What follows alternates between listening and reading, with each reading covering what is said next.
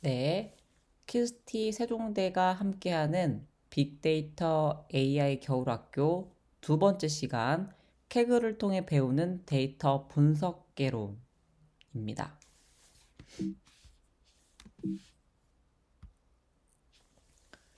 두 번째 영상에서는요, 첫 번째 영상에서 알아보았던 기계학습 이론을 기반으로 기계학습 실습 맛보기 편을 준비했습니다.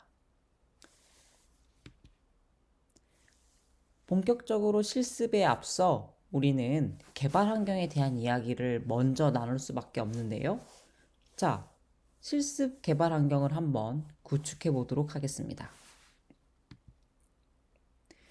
일반적으로 아나콘다를 이용한 개발 환경과 구글 콜앱을 활용한 개발 환경 두 가지가 가장 많이 쓰이고 있는데요. 클라우드 기반의 개발 환경인 콜앱이 유명해지기 전까지 우리는 개인 PC 혹은 서버에 아나콘다라고 불리워지는 패키지를 설치해서 사용을 했었습니다. 즉, 본 방법론은 오프라인 개발 환경을 구축하는 건데요.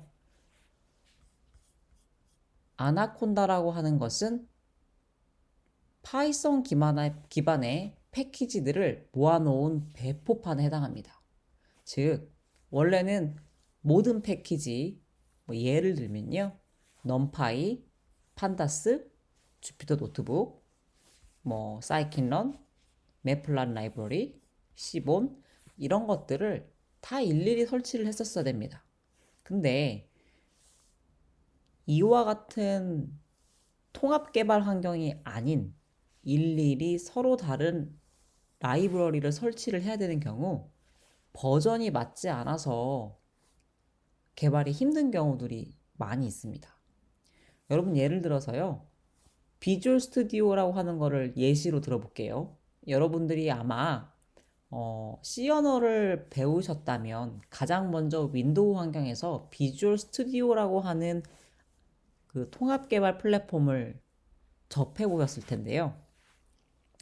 2010 비주얼 스튜디오에서 개발된 버전이 최신 버전과 완벽하게 호환되지는 않습니다. 왜냐면 버전이 다르기 때문이죠. 가장 완벽하게 호환되기 위해서는 동일 버전의 라이브러리, 동일 버전의 개발 툴을 사용하시는 게 가장 좋습니다. 이와 같이 우리가 앞으로 파이썬 기반의 머신러닝 개발 환경도 마찬가지인데요. 아나콘다라고 하는 개발 환경을 사용할 경우 이 모든 패키지들의 버전이 일치하기 때문에 매우 좋고 더군다나 여러분들이 이런 패키지들을 일일이 설치하지 않아서 좋습니다. 그러나 분명한 거는요. 설치형 개발 환경이기 때문에 개인 PC나 서버 등이 사양이 어느 정도 이상 되어야 되고요. 또한 설치를 하는 데 있어서 기본적인 시간이 소요가 될 수밖에 없습니다. 그런데 클라우드 기반의 개발 환경은 그렇지 않다라는 장점이 있어요. 최근에 여러 가지 장점 중에서도 아래 기술되어 있는 이러한 장점 때문에 많은 사람들이 클라우드 기반의 개발 환경인 콜앱을 사용하고 있습니다. 이걸 콜랩이라고 읽는 사람들도 있고 콜앱이라고 읽는 사람들도 있는데요. 저는 콜앱이라고 지금부터 이야기를 하도록 하겠습니다. 네, 구글 콜앱이란 클라우드 기반의 무료 주피터 노트북 개발 환경입니다. 파이썬을 개발할 때 쓰는 그 UI가 있는데요. 그걸 대표적으로 이제 주피터 노트북이라는 게 있거든요. 그 개발 환경은 동일합니다. 즉, 아나콘다를 기존에 써 오셨던 분들도 콜앱을 쓰더라도 크게 문제가 없을 거예요. 왜냐면 매우 유사하거든요. 근데 구글 콜앱을 사용하는 결정적인 이유는요. GPU 사용이 무료입니다. 사실 여러분들이 본 강의에서는 GPU를 사용하실 일이 없는데요. 지속적으로 인공지능 머신러닝이라고 하는 기술 혹은 이런 지식을 쌓아가면서 실습을 하실수록 GPU 사용이 반드시 필요한 시점이 옵니다. CPU로는 학습하는데 시간이 너무 오래 걸려서 기다릴 수가 없고 심지어는 연산 자체가 불가능할 수도 있어요.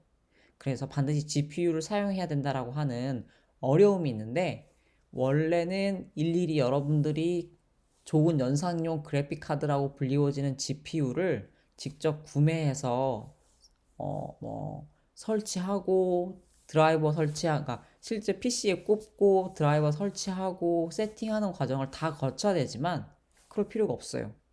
구글이 아주 좋게도 자신들의 리소스를 나눠줘서 전 세계적으로 많은 사람들이 그 혜택을 보고 있거든요.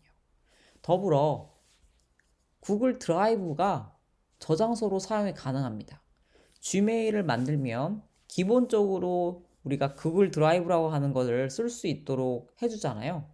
그 개인 구글 드라이브에 나의 모든 데이터, 나의 모든 결과를 저장할 수 있어, 저장하고 불러올 수 있어서 이게 매우 좋습니다.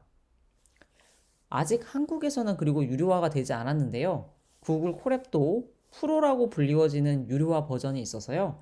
나중에 더 많은 리소스, 더 많은 예를 들면 GPU, 더 많은 메모리, 더 좋은 CPU를 사용해야 될 경우에 추가 비용을 내고 리소스를 더 확보할 수 있을 예정입니다. 아무튼 제가 뽑는 가장 큰 장점은 이렇게 위에 있고요. 한번 좀 더 자세하게 살펴보면 무료고요. 일반적인 여러분이 가지고 있는 노트북이나 PC보다 성능이 좋습니다. GPU는 대략적으로 GPU 메모리 기준으로 12기가 혹은 16기가 그래픽 카드를 할당받게 되고요. 환경 설정 및 구동 준비가 매우 심플하죠. 그냥 구글 계정을 하나 가지고 있으면 그 계정을 가지고 콜앱에 로그인만 하면 됩니다. 여러분 아무 설치를 하지 않으셔도 됩니다. 심지어 구글 드라이브 연동도 클릭 하나로 해결이 되도록 점점 개선이 되고 있죠. 즉 클라우드 기반의 서비스다 보니까 장소에 무관합니다. 내가 인터넷만 접속될 수 있는 PC만 있으면 어디서든지 머신러닝 공부를 할 수 있고요. 심지어 모바일 디바이스조차 지원을 하기 때문에 아이패드, 갤럭시 탭, 심지어 핸드폰에서도 그 접근이 가능합니다. 더불어 내 학습된 결과 혹은 코드 같은 것들을 공유하는 데 있어서 공유하는 인터페이스가 매우 우수해서 쉽게 여러 가지 결과물들도 다른 사람들과 공유할 수 있습니다. 주의할 점, 이 단점이 되겠죠. 주의할 점은요. 최대 세션을 사용할 수 있는 시간이 12시간이고요. 90분 동안 어떠한 키보드 인풋조차 들어오지 않으면 세션이 끊겨요. 그래서 반드시 세션이 끊길 경우에 데이터가 사라진다는 점을 보완하기 위해서 그 중간중간 학습 결과물 혹은 최종 학습 결과물을 개인 구글 드라이브 저장소에 저장할 수 있도록 코드를 설정해 놓으셔야 됩니다. 그리고 90분 이상 학습이 필요할 경우에 세팅을 하셔서 반드시 12시간 정도 학습이 유지될 수 있도록 하셔야 돼요. 왜냐면 구글 입장에서는 굉장히 많은 사람들이 GPU를 쓰겠다고 접근을 하는데 한 사람이 사용하지 않는데도 불구하고 12시간씩 세션을 할당하게 되면 자원 낭비라고 생각을 했던 거죠. 그래서 이 세션이라고 하는 것을 유지하면서 일정 시간 사용하지 않으면 세션을 자동으로 끊도록 해준 설정이 되어 있는 겁니다. 이 GPU가 랜덤 배정이다 보니까요. 어떤 경우에는 12기가, 어떤 경우에는 16기가를 할당받습니다. 그래서 왜 나는 12기가만 줘? 라고 서운해 하실 필요 없고요. 모델을 좀 더 큰 것들을 사용해야 돼서 16기가가 필요하신 상황이면 다시 콜앱에 새로 고침하시면 재배정된 GPU가 16기가일 가능성이 있습니다. 자, 콜앱. 이렇게 생겼습니다.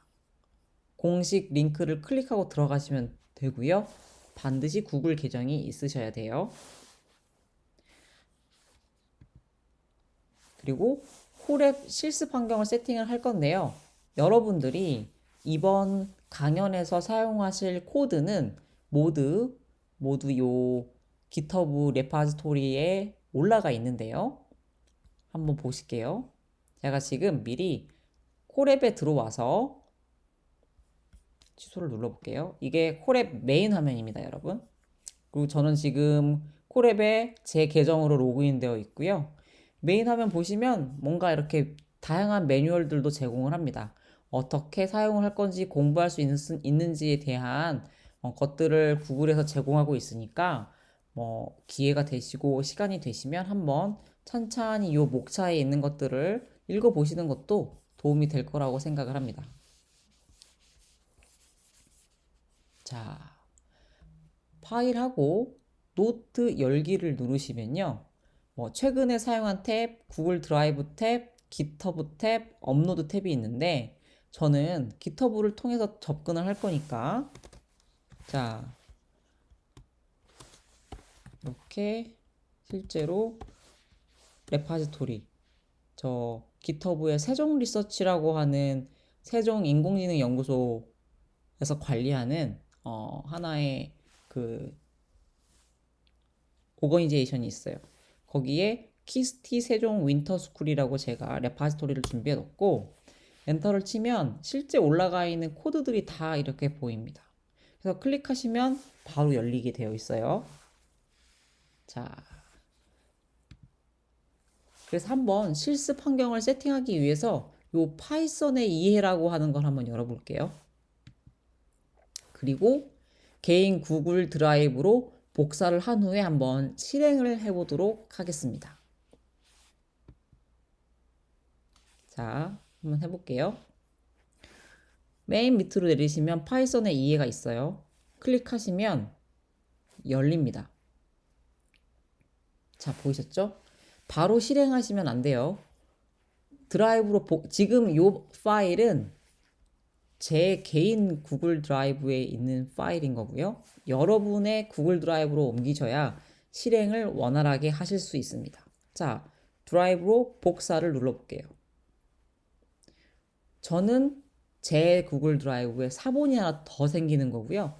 여러분은 여러분의 구글 드라이브, 여러분의 콜앱으로 복사본, 이렇게 사본이라고 하는 게 하나 생기게 됩니다. 자, 이제 이런 것들 셀을 실행하는 방법은 이 앞에 있는 플레이 버튼을 누르시면 돼요. 그러면 이제 아까 연결되어 있지 않았던 것이 연결 중으로 바뀌면서 지금은 실제로 리소스를 할당받고 있는 중입니다. 그래서 이렇게 지금 세션 연결된 게 보이고 제가 네, 이렇게 자세한 그 할당받은 리소스를 보고 싶었는데 여기 이 UI에서 뜨네요. 지금 뭐 파이썬 3 구글 컴퓨트 엔진에 연결됨. 그래서 총 개인 뭐 이런 여러 가지 리소스 사용 정보가 뜨네요. 자, 다음 문자 출력, 줄 바꾸기 이런 것들 지금 이런 셀이라고 하거든요. 코드 셀에 해당이 되는데 코드 셀을 실행하는 방법은 앞에 있는 플레이 버튼을 누르거나 쉬프트 엔터를 누르면 자동으로 이렇게 지금 교수님 저는 키보드로 쉬프트 엔터를 누르고 있는데요. 쉬프트 엔터를 통해서 각 셀을 실행한 화면입니다. 그리고 구글 드라이브를 연동할 수 있다고 얘기를 했었는데요. 구글 드라이브를 연동하는 방법은 이렇게 여기 보이세요? 세 번째 탭에 드라이브 마운트라고 뜨는데요. 자신의 드라이브가 마운트 되게 됩니다.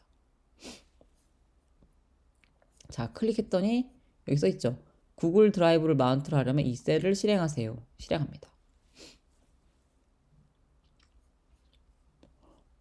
그럼 지금 엔터 요 zip 코드라고 뜨잖아요.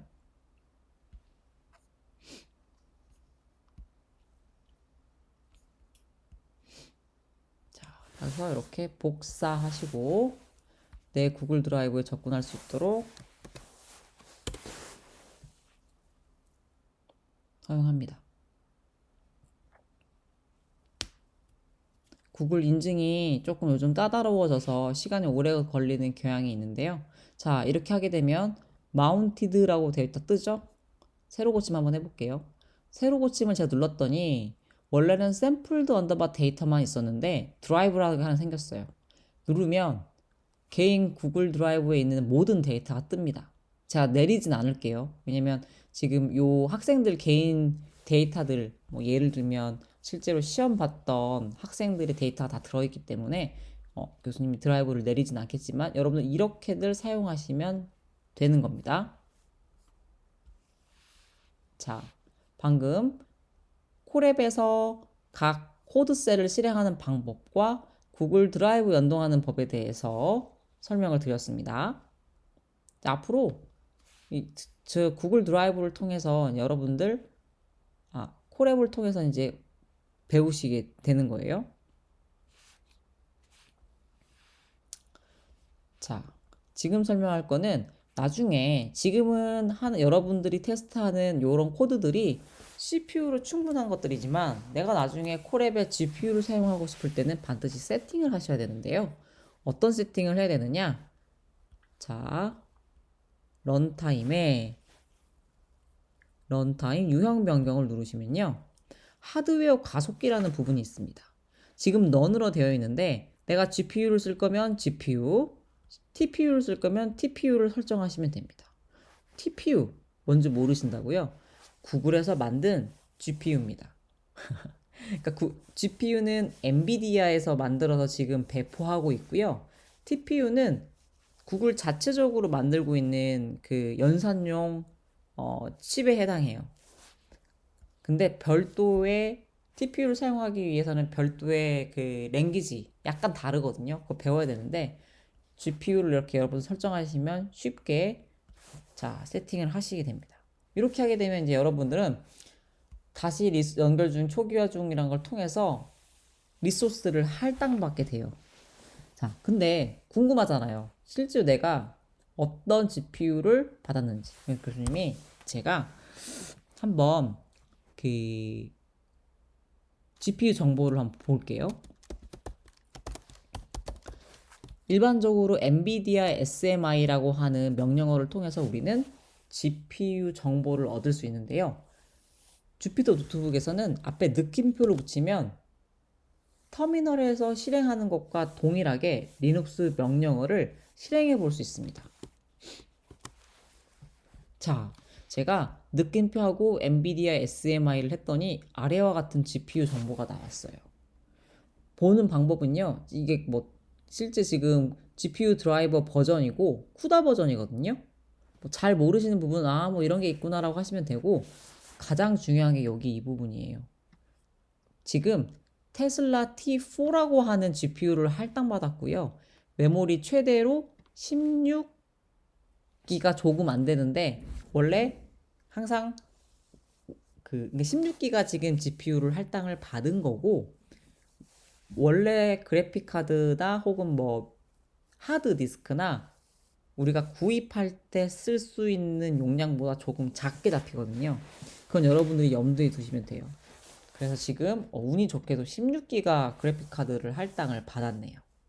이렇게 여러분들은 지금 볼 수 있고, 근데 저는 아직 아무것도 돌리고 있지 않아서 쓰고 있는 리소스가 없다라는 걸 알 수 있고, 만약에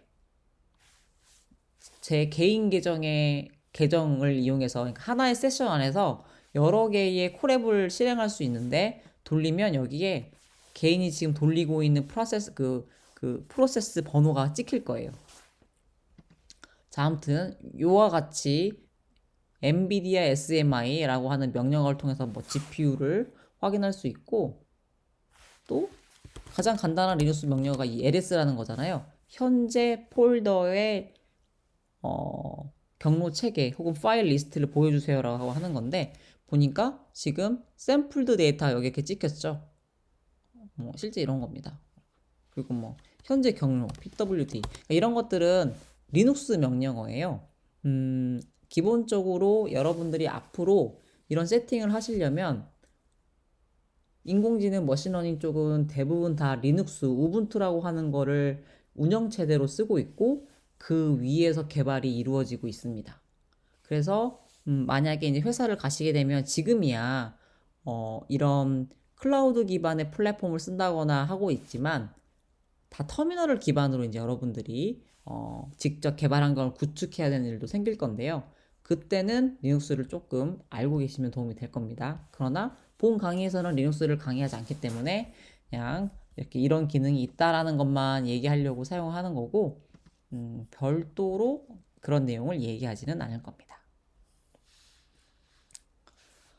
자, GPU 사용을 위한 런타임 설정법 이야기했고요. 그 다음에 이렇게 셀 안에서 리눅스 명령어를 실행할 수 있다라는 것도 보여드렸습니다.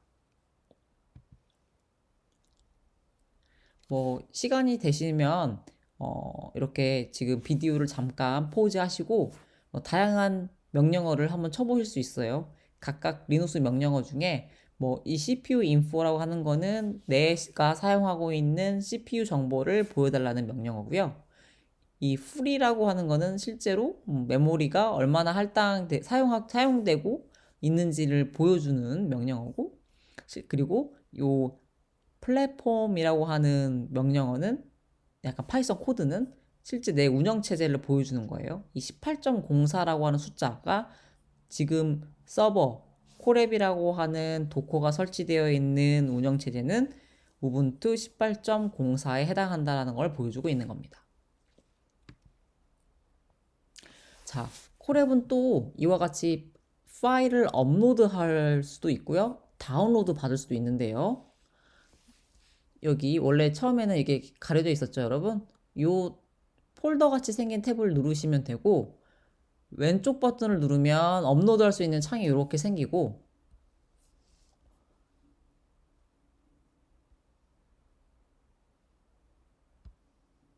이거는 구글 드라이브를 마운트하는 거라고 얘기했었고요.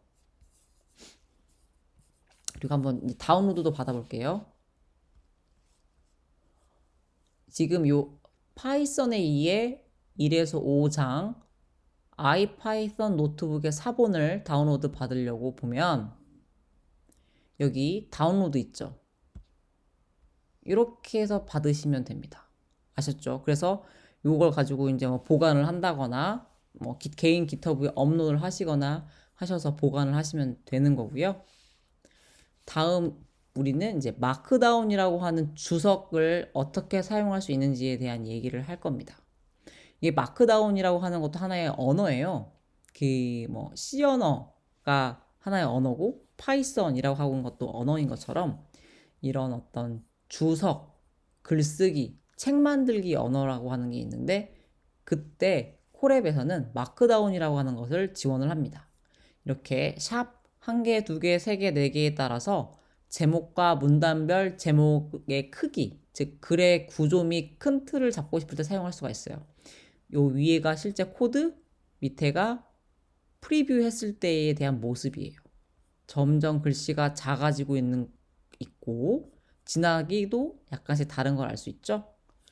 목록 리스트를 나열하고 싶을 때는 들여쓰기를 하면 되는데요. 이 들여쓰기의 기준은 스페이스바 2개예요. 그리고 플러스 마이너스 이렇게 기호를 바꿔가면 요 앞에 있는 요 기호가 모양이 바뀌고 있는 것을 알 수 있습니다. 그리고 수평선을 긋고 싶으면 이렇게 3개 하나, 둘, 3개를 하면 요 지금 수평선 보이세요? 그러면 내용을 명시적으로 구분할 때 쓰는 게 수평선이고요. 뭐 강조를 하고 싶을 때 우리는 뭐 진하게, 기울여서, 취소선, 밑줄 이런 것들을 사용할 수 있잖아요. 이렇게 쓸 수 있어요. 볼드는 앞에 언더바 2개, 이탈릭체는 하나, 취소선은 물결 앞뒤로 2개, 밑줄은 언더라인의 U를 이렇게 쓰면 돼요. 자, 이런 방식으로 마크다운 언어를 사용할 수 있는데요.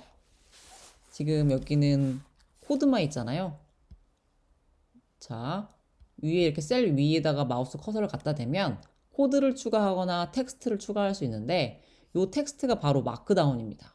보실게요. 더블 클릭 또는 엔터 키를 눌러 수정한다라고 되어 있잖아요.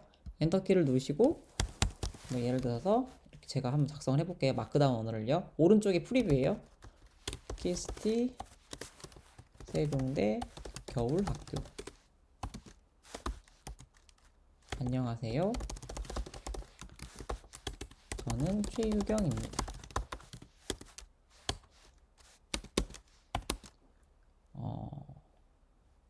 지능기전공학부 스마트 기기 전공에서 근무하고 있습니다.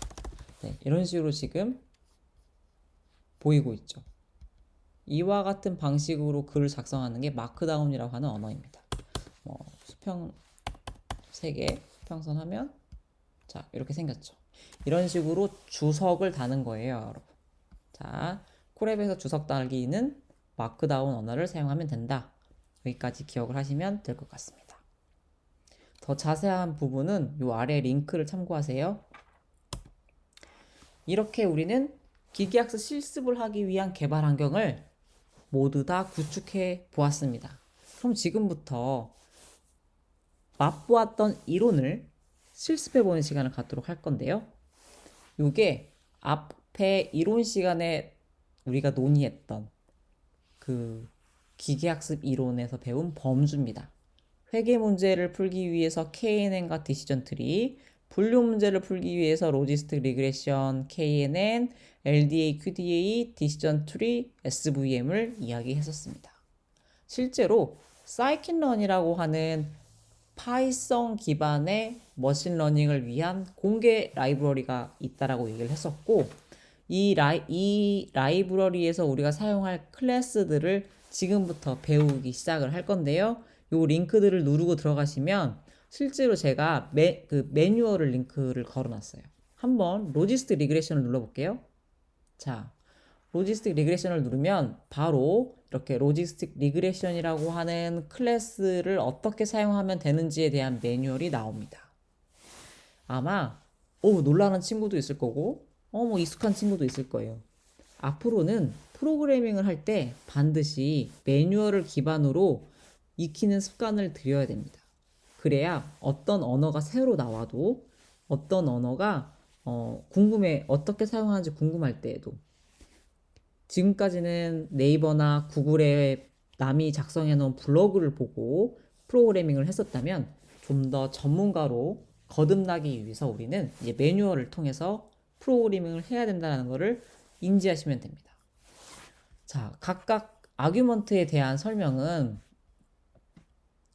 자, 요 설명은 요 파라미터스라고 하는데 다 자세하게 설명이 되어 있고요. 그리고 레퍼런스도 이렇게 들어있죠. 그리고 함수 사용법에 클래스 사용법에 대해서도 간단하게 이와 같이 적혀 있습니다. 그래서 구체적인 거는 각각 제가 이렇게 옆에다가 걸어놓은 링크들을 클릭하고 들어가셔서 확인을 하시면 되는데요. 오늘 이 실습을 통해서 우리는 분류 문제를 풀기 위해서 예시로 손글씨 분류 문제를 풀어볼 거고요. 회귀 문제를 풀기 위해서는 보스턴 주택가격 예측 문제를 가지고서 풀어볼 겁니다.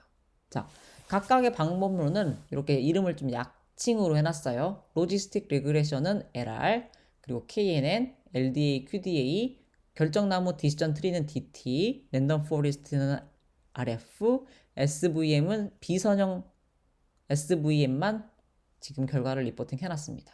제가 미리 코드를 다 검증을 했을 때 대략적인 성능이에요. 학습 데이터와 테스트 데이터를 나눠서 검증을 하는데 학습할 때 사용했던 데이터로 된 성능과 테스트 성능을 이렇게 리포팅 해놨어요. 실제로 결국 보면 결과론적으로 얘기하면 랜덤 포레스트와 SVM이 분류 문제, 손글씨 분류 문제를 풀기 위해서는 제일 좋은 성능을 보였고요. 보스턴 주택가격 예측 문제는 디시전 트리보다 랜덤 포레스트가 좋은 성능을 보였습니다. 예측 문제는 뭐였죠?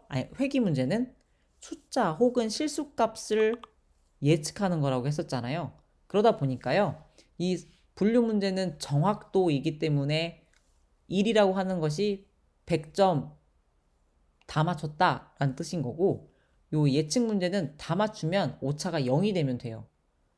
아니면 내가 배출값이 실제로는 2,100원인데 2,000원이라고 맞췄으면 오차가 100원이라는 게 생기잖아요. 그 오차, 에러를 가지고서 회귀 문제에 잘 풀었다, 못 풀었다를 판단하는 지표로 삼게 됩니다. 자,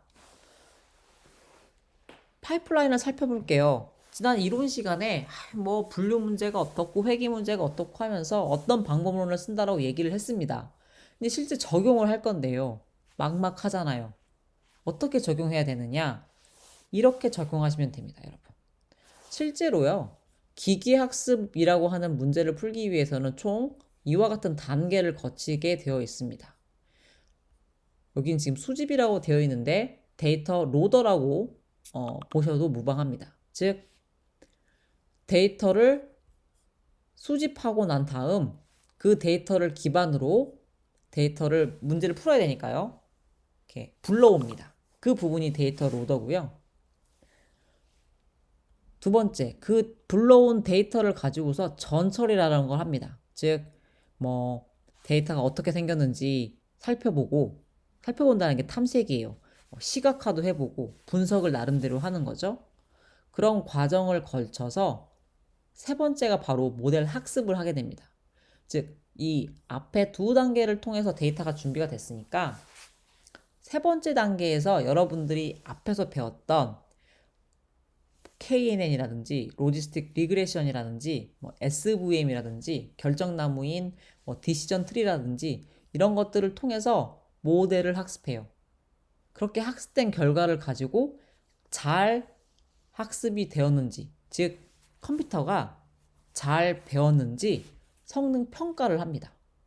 근데 성능 평가를 왜 해요? 성능이 낮으면 다시 이렇게 탐색하고 전처리하고 학습하고 성능 평가에서 성능이 또 낮으면 또 튜닝을 하는 거예요. 다시 탐색하고 전처리하고 모델 학습하고 이 룹을 반복하면서 우리는 지속적으로 가장 좋은 모델을 발견하기 위해서 노력하는 겁니다. 성능이 이제 만족스럽게 나왔으면 그 뒤에 이제 결과를 정리하고 뭐 시각화하는 것들은 옵션이겠죠. 어떠한 문제를 풀든 분류 문제를 풀든요, 회귀 문제를 풀든요, 요 사이클을 돕니다. 뭐 요즘 가장 각광받고 있다라고 하는 뭐 자율주행 자동차든 아니면 뭐 드론이든 아니면 뭐 헬스케어든 뭐 의료 영상 기반의 분석이든요. 모든 인공지능 문제는 이렇게 다음과 같은 사이클을 태우게 되어 있습니다. 즉 어떤 사람은 데이터를 수집하고요. 계속 데이터를 수집해요. 필요하니까요. 그리고 수집한 데이터를 정제합니다. 클리닝. 그 과정까지 끝내는 게 바로 데이터 수집이고요. 데이터 그 다음 로드에서 이제 전처리를 해요. 보통 이걸 데이터 엔지니어링을 하는 데이터 엔지니어들이 합니다. 그리고 모델러들이 학습을 해보고 성능 평가를 해서 계속 모델을 개선하고요. 이와 같은 단계를 통해서 여러분들이 쓰고 있는 AI 기반의 서비스들이 탄생하고 있는 겁니다. 자, 우리는 지금 이 전반적인 파이프라인을 직접 프로그래밍을 해볼 건데요. 먼저 이 슬라이드는 앞의 슬라이드과 같습니다. 로지스틱 리그레션 어떻게 활용하는 걸까요? 자, 우리는 지금 손글씨 데이터 분류 문제를 풀어본다라고 얘기했었고요. 이 링크를 클릭하시면 콜앱 실습 코드가 열릴 거고 이 링크를 클릭하면 이 밑에 매뉴얼이 뜹니다. 지금부터 실제 제가 코드를 복사 붙여넣기를 해서 가져왔는데요. 1단계 데이터 로더를 짜야 됩니다. 여러분들은 아직 scikit-learn이라고 하는 라이브러리 사용법에 익숙하지 않을 거기 때문에 많은 매뉴얼, 많은 예시를 보고 따라해보면서 연습을 할 필요가 있습니다. 자, 첫 번째, from scikit-learn.dataset import fetch underbar openml이라고 하는 건요. 요 scikit sklearn이라 하는 게 scikit-learn에서 사용할 수 있는 그 안에 들어있는 클래스들이에요. scikit-learn 안에는 데이터셋이라고 하는 게 준비되어 있어요. 한번 가보면 이건 scikit-learn 리니어고요.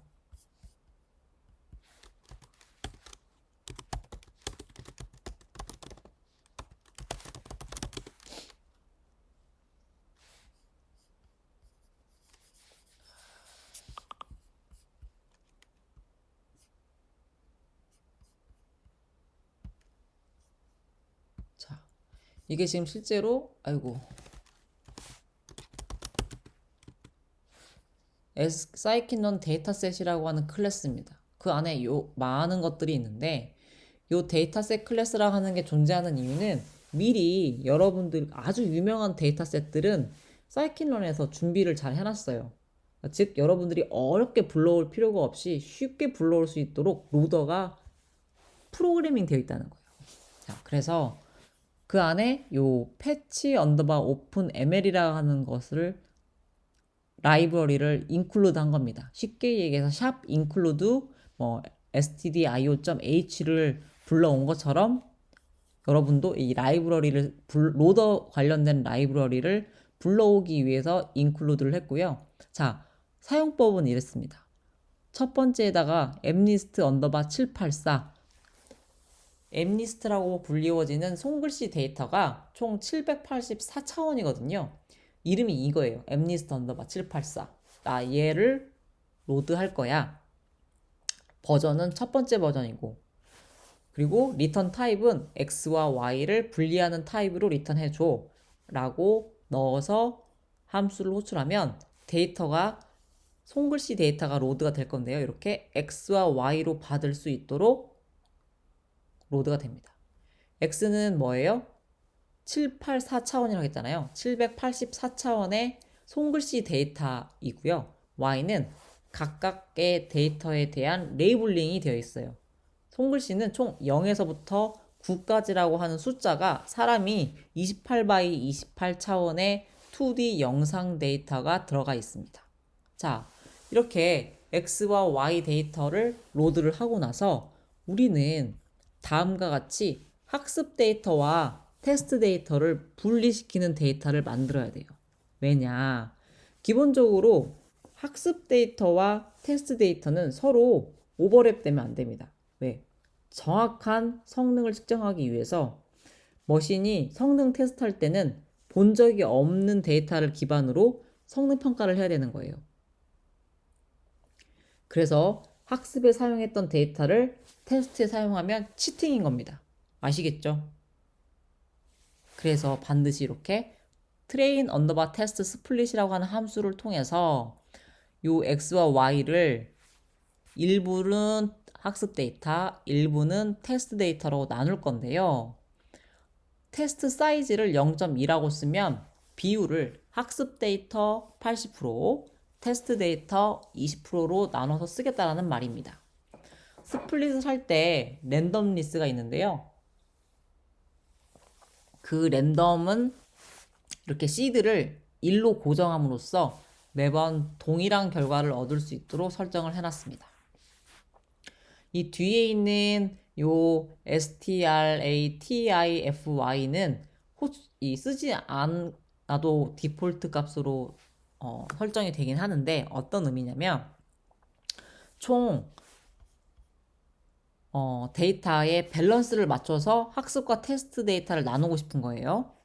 예를 들면요. 0이라고 하는 숫자가 10장이 있고 1이라고 하는 숫자가 10장이 있다고 칩시다. 그러면 그냥 랜덤하게 그 중에서 숫자를 뽑으면 운이 없으면 0만 뽑잖아요. 그쵸? 그래서 이걸 막으려고 0과 1이라고 하는 숫자를 비율을 맞춰서 샘플을 뽑게 하기 위해서 이렇게 실제 y라고 하는 레이블을 기준으로 클래스의 밸런스를 맞춰서 학습 데이터와 테스트 데이터를 나눠 달라라는 의미로 이렇게 함수를 사용하는 겁니다. 자, 다음 두 번째 단계, 탐색 및 전처리 단계입니다. 요 탐색 및 전처리 과정은 사실 앞에 이론 시간에 하지 않았는데요. 이런 얘기예요. 우리가 어떤 운동선수들이 체급을 나누잖아요. 뭐 권투를 할 때 혹은 레슬링을 할 때 그러니까 이게 몸무게가 많이 나갈수록 유리한 운동 경기는 일부러 체급을 나눕니다. 근데 이와 같이 체급이 다른 사람들끼리 경기를 하면 안 된다는 거잖아요.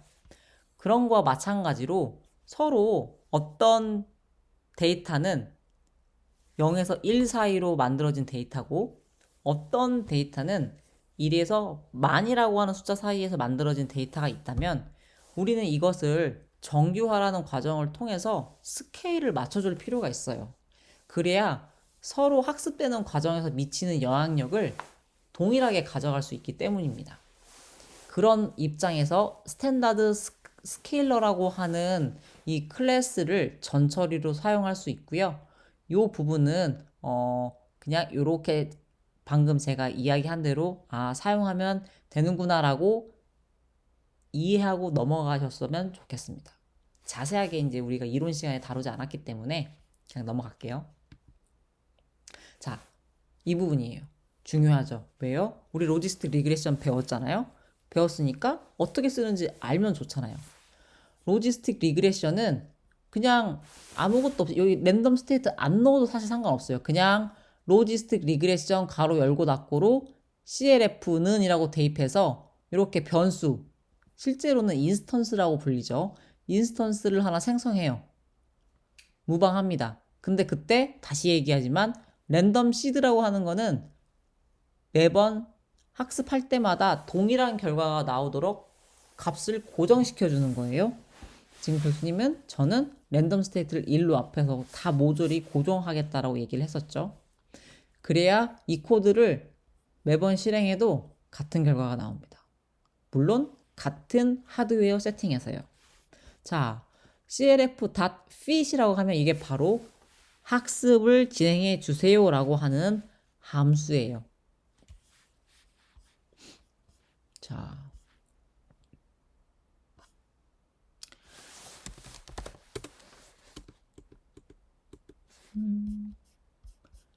트리뷰시 있을 텐데. 네, 여기 있네요. 지금 로지스틱 리그레션이라고 하는 클래스 안에 함수가 이렇게 존재하고요. 이 fit이라고 하는 게 어떤 의미냐? 여기 써 있죠. 주어진 학습 데이터를 가지고서 모델을 fit, 학습한다. 이렇게. 학습 데이터 x, 학습 데이터 레이블 y를 주고 로지스틱 리그레션을 학습해라라고 여기까지 명령을 내렸고 학습을 했으니까 실제로 학습 데이터를 가지고 성능을 한번 보고 싶어요. 그러면 요 스코어라고 하는 걸 통해서 우리가 정확도를 볼 수 있습니다. 자, 근데 정확도를 보고 싶으니까 당연히 데이터와 이 데이터에 대한 정답을 같이 줘야 우리가 스코어를 낼 수 있겠죠? 결과 보니까 94%가 나왔어요. 근데 우리가 결국 이 모델을 학습해서 보고 싶은 건 학습에 대한 결과가 아니라 그렇죠. 테스트에 대한 결과죠. 왜냐면 앞으로 계속 모델을 한번 학습하고 나서부터는 학습한 적이 없는 데이터를 계속 주면서 물어볼 거예요. 컴퓨터한테. 내일 날씨 어때? 그러니까 미래잖아요. 내일 주식의 예측 결과는 어때? 내일 환자가 몇 명이 병원에 올 것 같아. 이런 예측들을 얘기하는 겁니다. 그쵸? 그래서 마찬가지로 clf.score가 뭐라고 했죠? 정확도를 리턴하는 거라고 했잖아요. 그게 바로 x 언더바 테스트, y 언더바 테스트를 이렇게 아규먼트로 함수의 인자로 넣어주면 정확도가 스코어로 나와서 프린트 해보니까 91%가 나왔네요. 로지스틱 리그레션을 이용한 손글씨 데이터의 모델의 성능 평가 결과 91%를 얻게 된 겁니다. 어때요? 이렇게 해서 우리는 모델의 데이터 로더, 전처리, 학습, 성능 평가까지 해보았어요. 본 수업 시간에는, 본 영상에서는 결과 분석은 하지 않습니다. 다루지 않겠어요. 자, 이렇게 해서 우리는 성능 평가까지 해봄으로써 별거 아니죠. 코드만 보면 일단 몇 줄 안 썼으니까요. 이와 같이 우리는 학습을 했고 테스트를 통해서 얻었어요. 전체 코드를 한번 볼게요. 자, 노트 열기.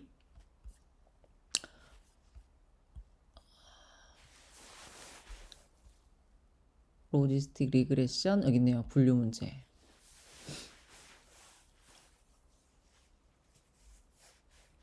자, 요게 지금 이걸 화면 캡처해서 PPT에 갖다 놓은 걸 여러분들이 보신 거고요.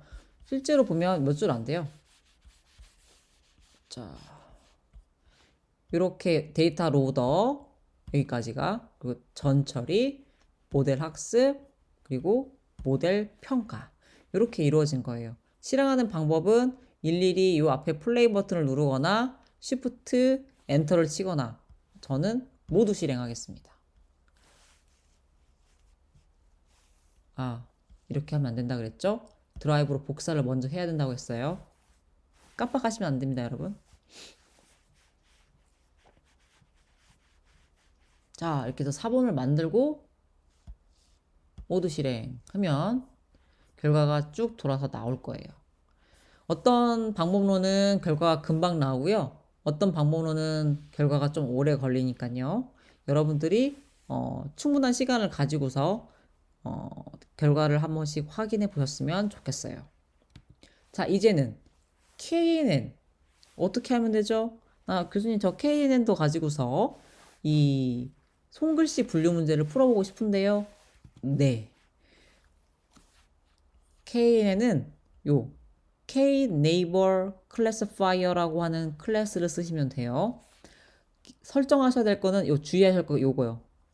Neighbor가 K예요. K를 5로 쓸 거냐 10으로 쓸 거냐만 여러분은 주의하시면 되고 나머지는 그냥 디폴트 값 쓰시면 됩니다. 짠! 지금 보면 3단계와 4단계 코드만 가져다 왔어요. 왜? 앞에 데이터 로더와 전 처리는 완전 동일해요. 심지어 사실은요, 여기 모델 성능 평가하는 부분도 동일해요. 다른 건 없어요. 여기 보면 스코어 쓰셨잖아요. 사용되어 있잖아요. 다른 건 여기 부르는 모델 네이버 K 네이버 클래시파이어 n 잡수도 없어도 됩니다. 여러분 그냥 요거 무시하세요. 가로 열고 닫으면 돼요. 그리고 여기 CLF여도 같은데 일부러 지금 이름을 KNN이라고 붙여놓은 거긴 합니다. 즉 K 네이버 클래시파이어를 가지고서 KNN을 가지고서 모델 학습을 할 건데 데이터 여기 X 언더바 트레인, Y 언더바 트레인을 쓰면 됩니다. 라고 하는 의미고요. 결과, 학습 데이터에 대한 결과를 보고 싶으니까 이 CLF 언더바 KNN이라고 하는 인스턴스 닷 스코어 호출하고 아규먼트로 X 트레인, Y 트레인 하면 된다 그랬었죠? 그리고 그때 나온 결과가 바로 96%. 아이고. 그리고 이건 학습에 대한, 그러니까 내가 이미 공부한 데이터에 대한 결과니까 중요하지 않습니다. 가장 중요한 건 본 적 없는 데이터, 테스트 데이터에 대한 성능이죠. 자, CLF 언더바 KNN 닷 스코어 가로 열고 X 언더바 테스트, Y 언더바 테스트를 넣어서 성능 평가를 해보니까 스코어가 몇이요? 94.66%요. 어때요? 94%가 나와서 로지스틱 리그레션보다 성능이 좋은데요? 자, 여러분은 요 K 값을 바꿔가면서 실험을 하실 수 있습니다. 저는 그냥 디폴트 값 K5를 사용해서 나온 결과의 의미입니다. 자, 이렇게 해서 KNN 또 살펴봤어요.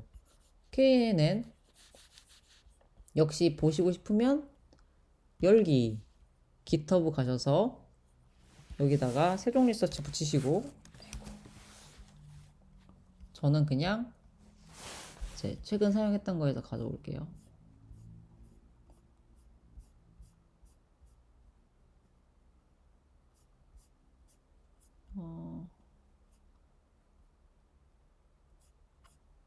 KNN을 넣어놓지 않았나 보네요. 그러면 다시 붙여봐야겠네요. 여러분들의 혼란을 가중시키지 않기 위해서 GitHub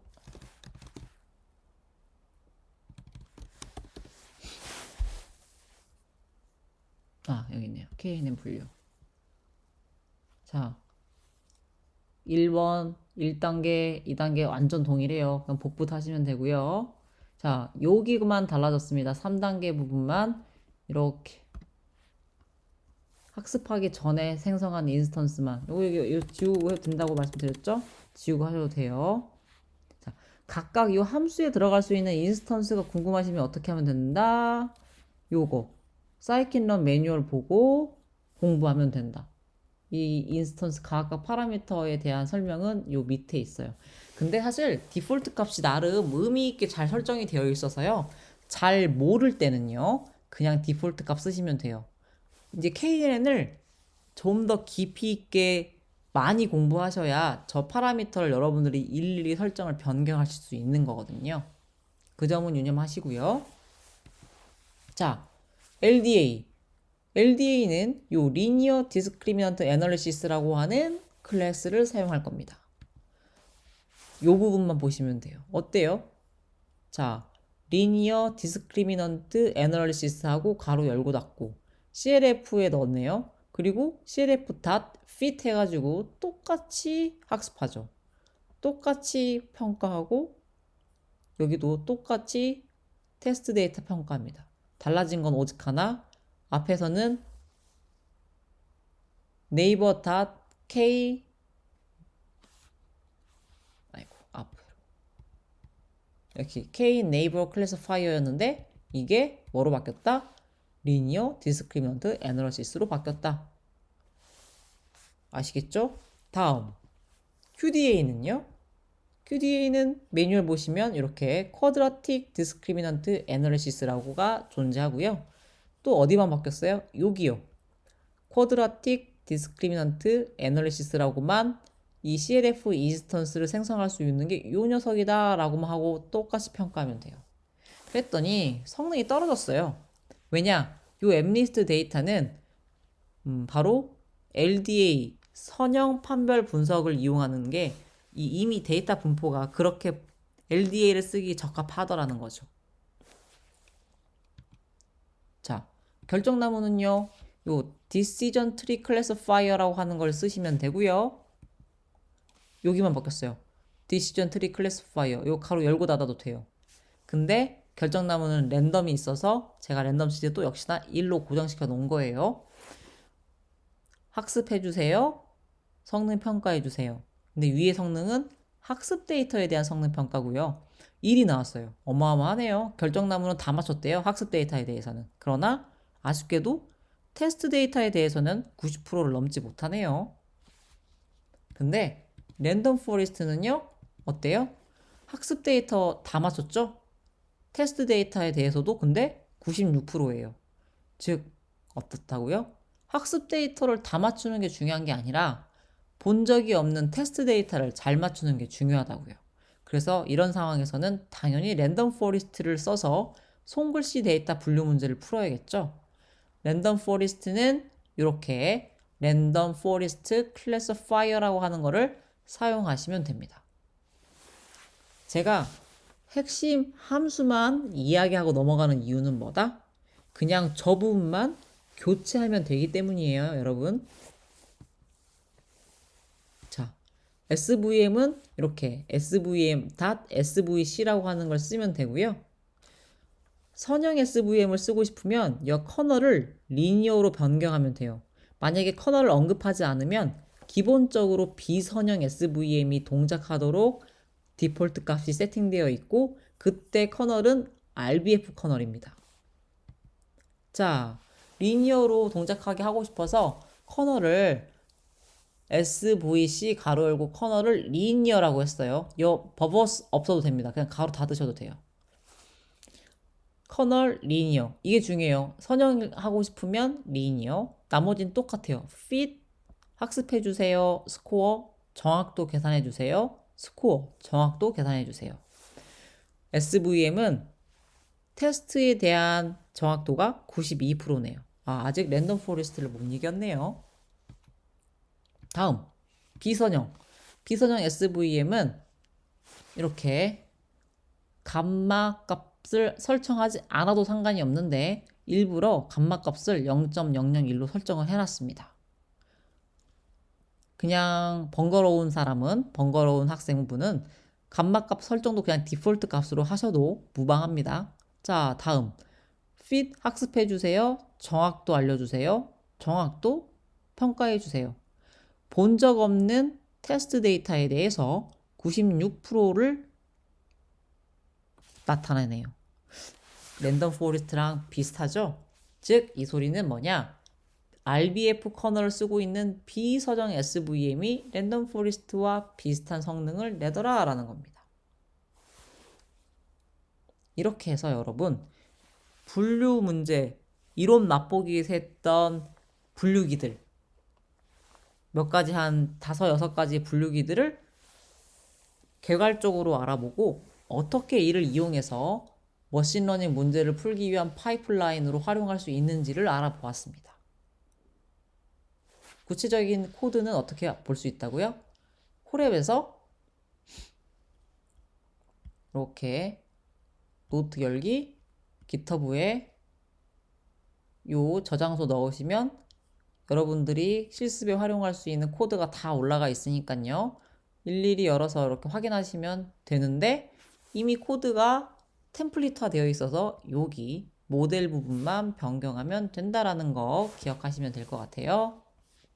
자, 다음 회기입니다. 회기는 DT, 디시전 트리부터 알아볼게요. 우리는 회기를 통해서 보스턴 집값 예측 문제를 풀 건데요.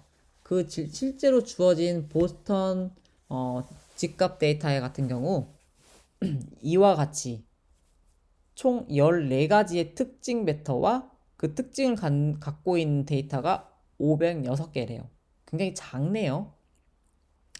뭐 요즘은 이 데이터 506개가 작은 건데 과거에는 이것도 많은 거였습니다. 아무튼 여러분 각설하고 실제로 14개의 특징 벡터가 갖는 정보는 요래요. 네, 이와 같습니다. 참고하시고요.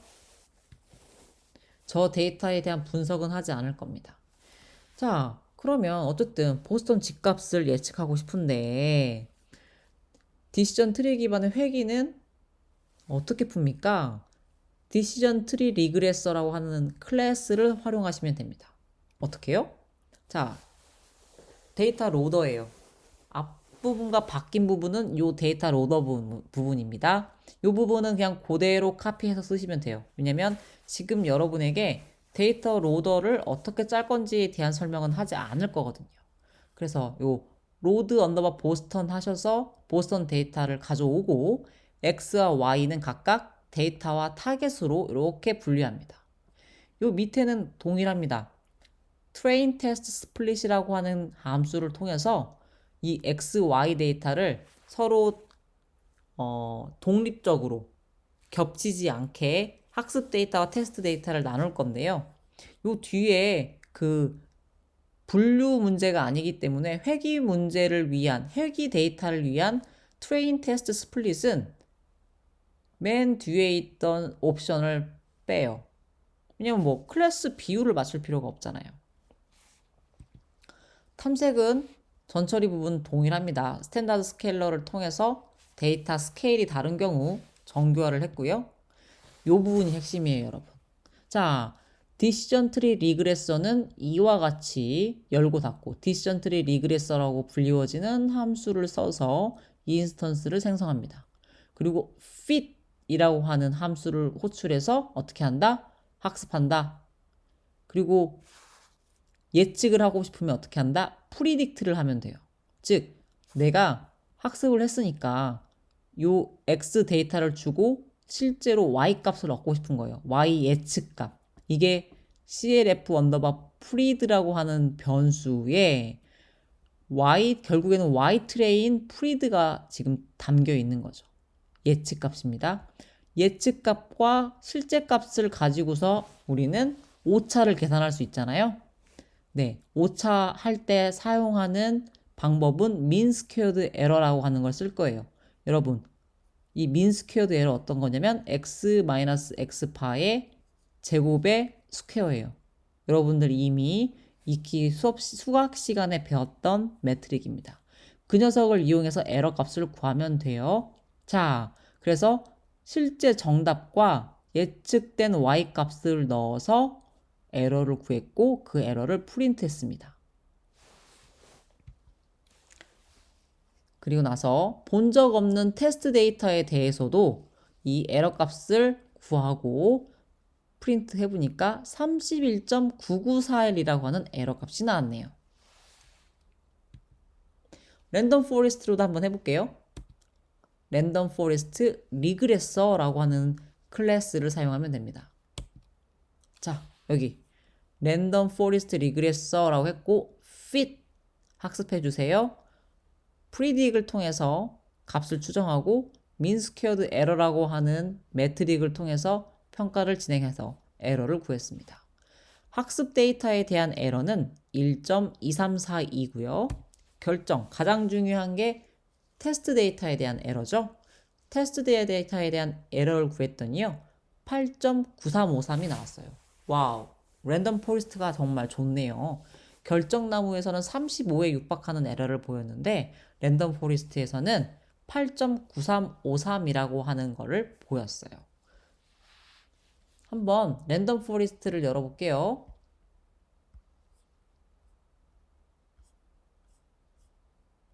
자, 랜덤 포레스트 회기를 열고요.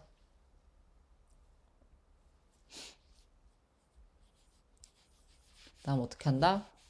내 드라이브로 복사를 해야 돼요. 드라이브에 4분 저장.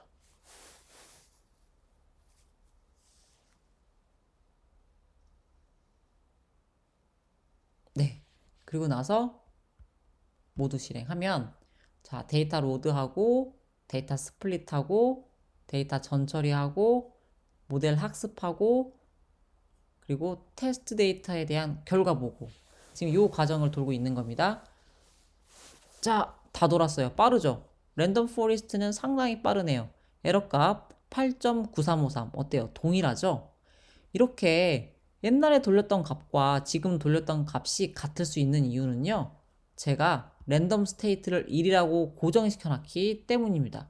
여러분 이 랜덤 스테이트 고정시키지 않고 학습하시면 매번 테스트할 때마다 결과값이 달라진다는 점 기억하시면 됩니다. 자, 이렇게 해서 기계학습, 실습, 맛보기 편을 모두 마쳤습니다.